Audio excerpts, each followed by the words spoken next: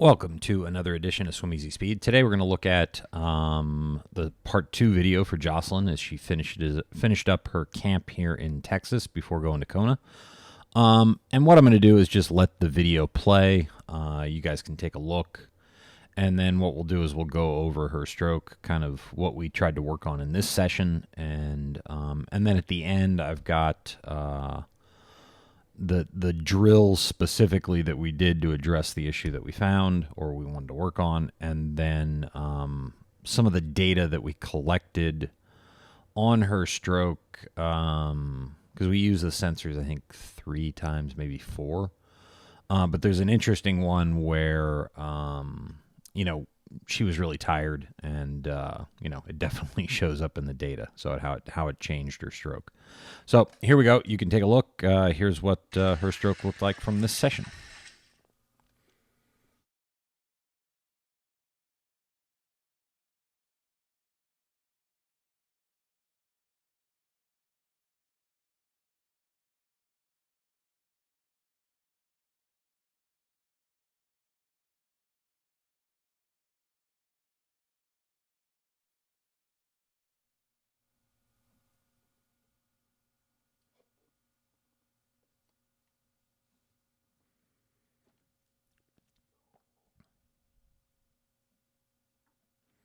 Okay, so here we are back to the beginning, and what we want to look at is, compared to the last time she was in the tub here, her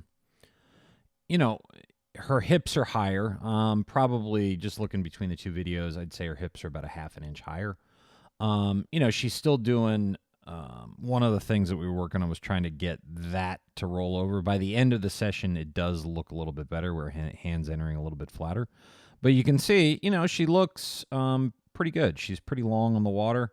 There's not a lot of angle down in the water where, she's creating a lot of drag, so she's higher on the water. You can tell that the hips and shoulders are a little bit more connected together. So we've gotten a little bit more core engagement, which is one of the first things that we did. We tried to work on when she got here. And, head position looks pretty good. Probably bring it up just slightly. So if you look here, I think one of the things that she could do would be, she's looking straight down right here. I think if she kind of looked more right about there, that would bring this up. It would probably actually bring everything up just a little bit. Create a little less drag at the front of the stroke. Here's one of the things that we're going to continue to work on. So you can see, here's kind of she swimming. You can see kind of this gap right here between, her feet. And, as we go along, it tends to get a little bit wider. You can also see, the classic kind of runner inflexibility in her feet, where she's having a really tough time kind of getting that toe, that kind of plantar flexion, to get her feet a little bit more pointed out, a little bit more kind of, swimming with pointed toes. So, that's one of the things that we worked on. And, she hates kicking, and it's one of the reasons that we did a lot of kicking at this kind of little mini camp. So you can see, this is looking pretty good. She's getting better with this right about trying to come in, so she's a little bit flatter. Still entering a little bit too kind of angled right there, too steep of an angle coming in. In the 1980s and 90s, that would have probably been pretty good, but, we know that if you enter a little bit flatter, it's going to be a little bit better. So yeah, this looks pretty good. Let's see what the angles are.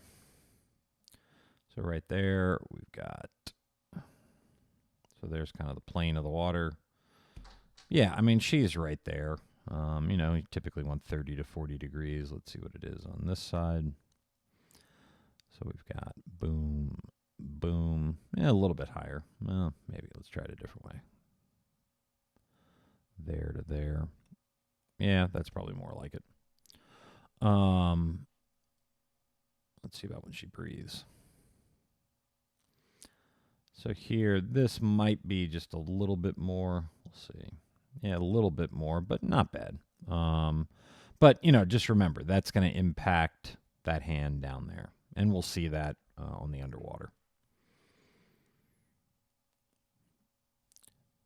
So you can see, and it's not on the breaststroke. It comes in, but it's still kind of far out, considering that there's our new midline as she's rotating. When she's flatter. So here we go.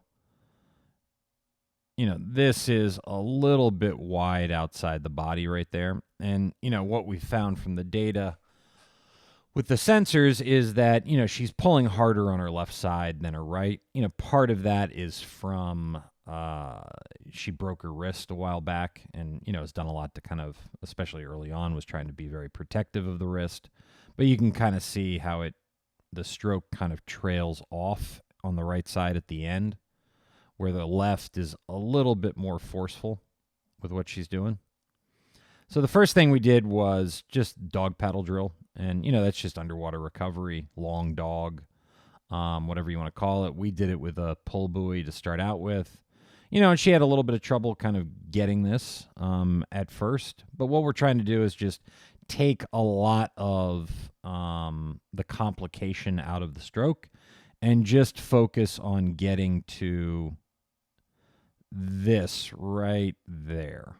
Okay, so let's see what that is. Yeah. She's right at 110 degrees. You want it to 100 to 110 degrees, right in line with the shoulder. Midline is kind of there. So she's skirting that midline. Fingertips are pointed down towards the bottom. That looks great. Let's see what this one looks like. All right. A little bit wider, and you can tell, if we're looking at midline here. Whoops. There's midline. So a little bit farther out from midline. This would probably be better. She brought this up and in a little bit.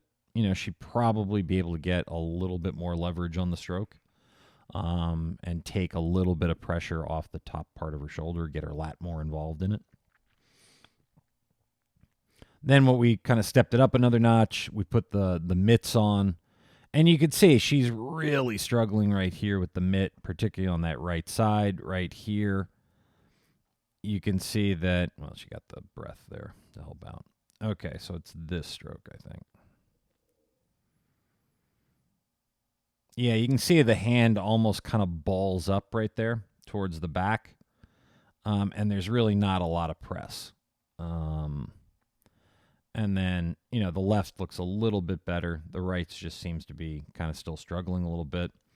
But that's what we want to do. We want to force that brain and body to make a little bit more, have to put in a little bit more work to connect everything together and bring that focus out. So here was kind of the application. So you can see it's a little bit better. Made some progress. She's grabbing a little bit more water. She's definitely going faster because the current's up. Okay, so here was the very first day. When we use the sensors. So you can see the propulsive was 34.4, 57.2. And here's the difference between the left and the right. So it's, more than 10%. So it's, pretty close to like 15% is the difference in kind of the propulsion being generated from or the force being generated from the left and the right. 57% in downward kind of propulsion. So, typically we'd like to see 65%, 60 to 65% for distance swimmers. This is probably closer to 15 to 20. So, she's putting a lot of pressure down on the stroke. That was one of the things that we worked on. This looks pretty good. It's all being kind of directed backwards. So this next one is when I noticed that she was very, very tired in the water. And you can see she's entered and generating more power, but it's just not going in the direction that she wants it to go.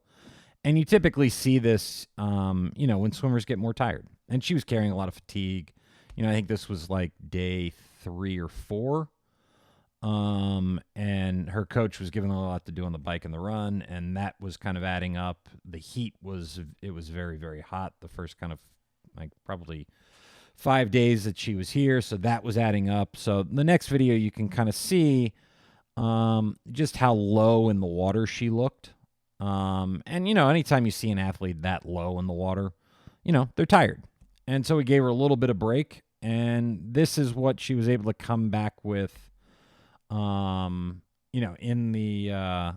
kind of the the next few days. So we're able to drive more of that propulsion straight forward, significantly decrease kind of that downward press on the water when up on the total force being generated. Still a little bit uneven, but, we're getting there. So, that was kind of, and this was what it looked like. This was that last screenshot. This was where we generated that data. So you can see she's higher on the water. Everything looks a little bit more fluid. She doesn't look like she's trying to really kind of force her way through the stroke, which is what you want. So as always, thank you for tuning in.